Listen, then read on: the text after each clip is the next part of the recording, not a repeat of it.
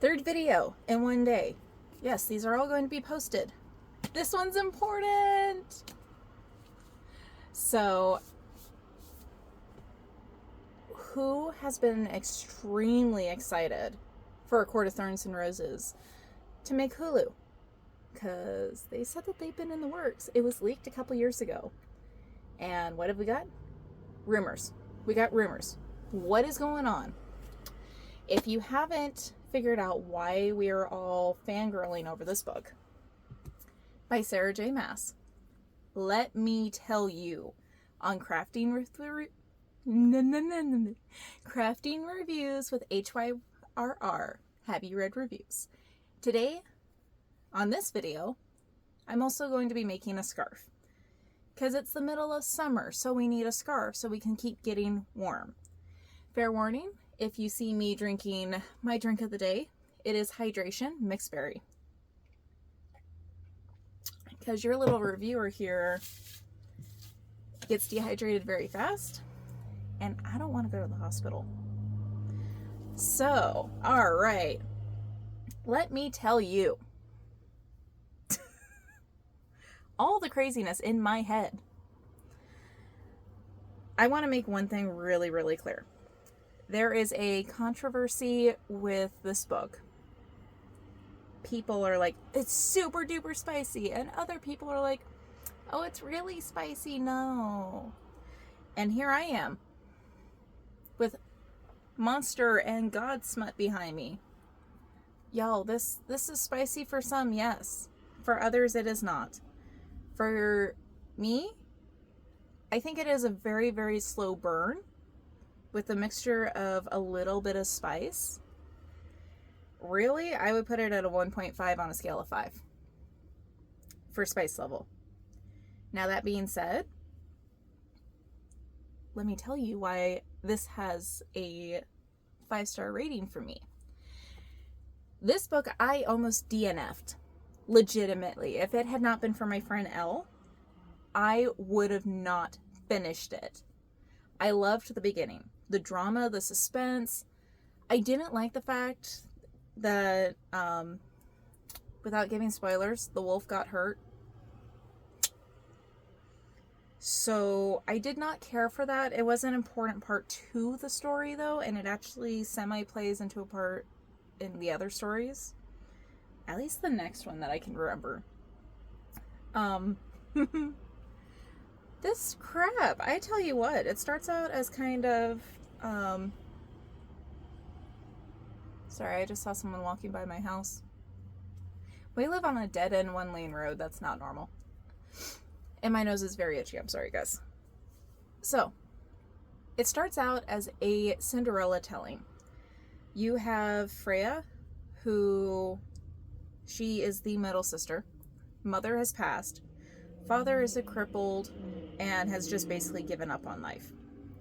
So in order to provide for her siblings, which I'm not going to tell you why it falls on her, because that's something you're going to have to figure out in the story. Look at what happened to my yarn. So she goes into the woods. And this is literally like within the first chapter, guys. So I'm not giving away anything.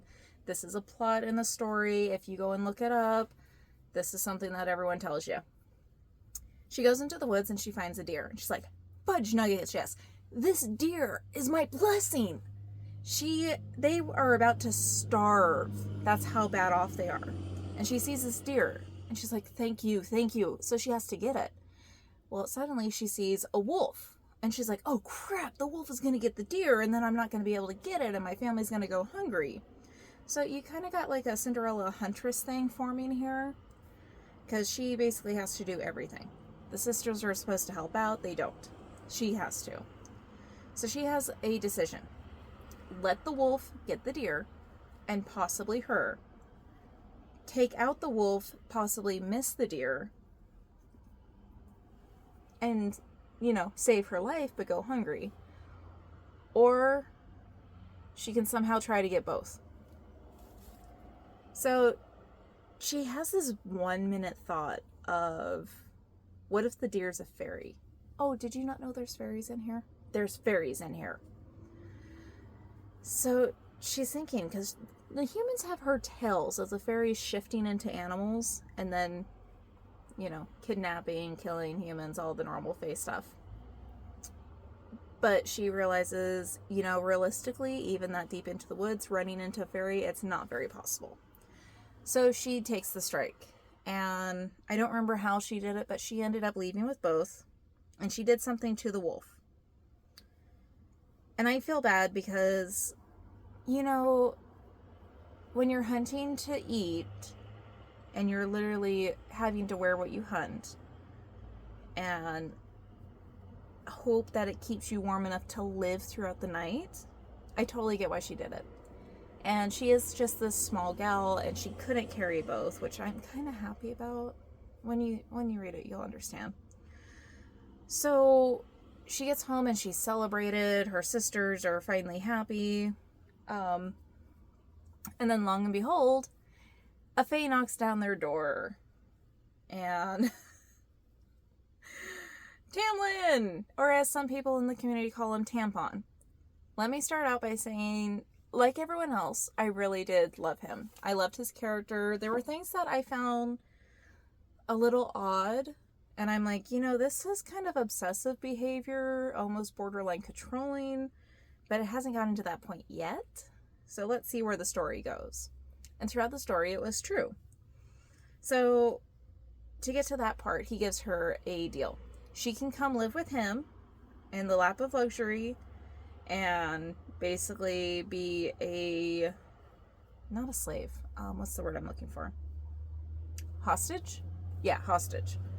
In his home with servants and live a fine life. And she's like, nope. And he goes, well, then I'm going to kill you. Eye for an eye. She's like, oh, but you'll leave my family alone. He goes, yeah. She's like, well, if I go with you, will you provide for them? Because, she was the provider. And he goes, yeah, okay, we'll do that. So she goes with him, and they form this kind of friendship when she's trying to not accept it. And she gets to see that the fae are just like humans, and she knows something's going on. But, I did a double stitch. But she's not sure what it is, and there are secrets going on that she's trying to figure out. And Luca is by far my favorite character in all 5 books. He is so hilarious. At one point, I was on the him and Freya train. I really was. So, made it really awkward for later on. Watching her and Tamlin build this relationship and the fairy party, because I don't really remember what to call it, what he had to do, and then what she did, and how she went back. And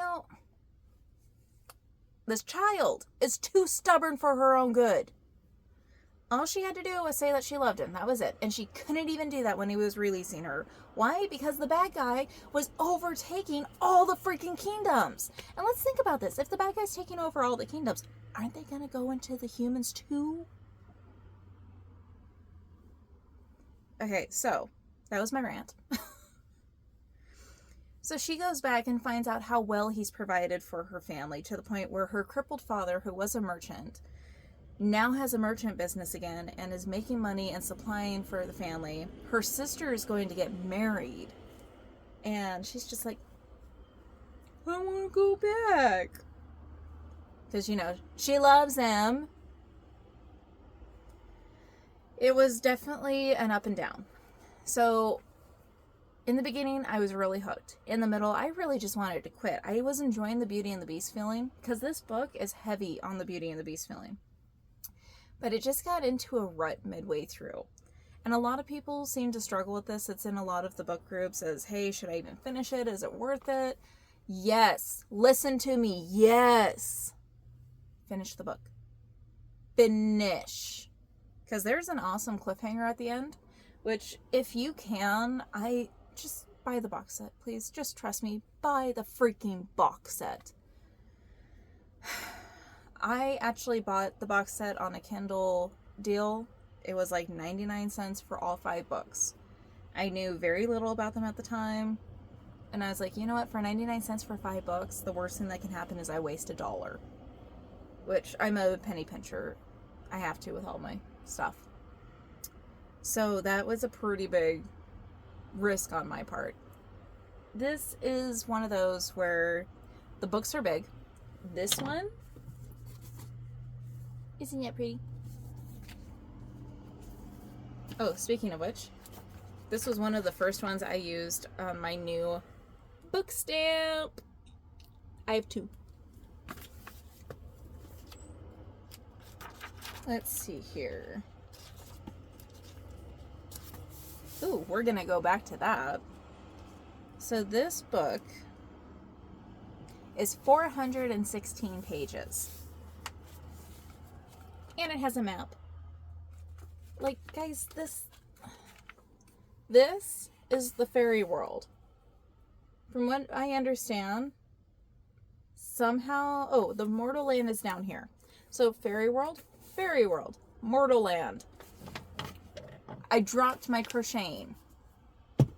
I'm too lazy to pick it up. This lady, the bad guy, she's a butt. Like, I'll say it. She's a you-know-what.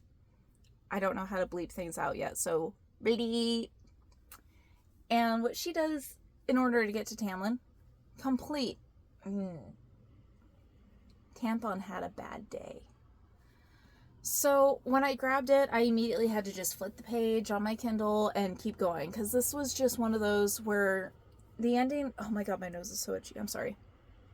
The ending makes you want to scream. I can't believe this girl who was trying to be strong, but had so much weakness in her that she allowed out because she was so strong. No, seriously, like, she's like, I'm super strong, and then she does something stupid, and you're just like, are you though?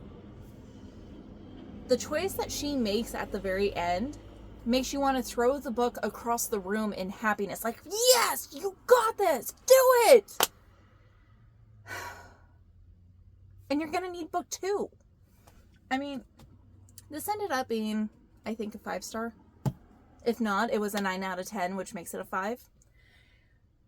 I was so freaking happy that she made me keep reading this and forced me to finish it. And oh my god, I'm gonna pause this, hang on.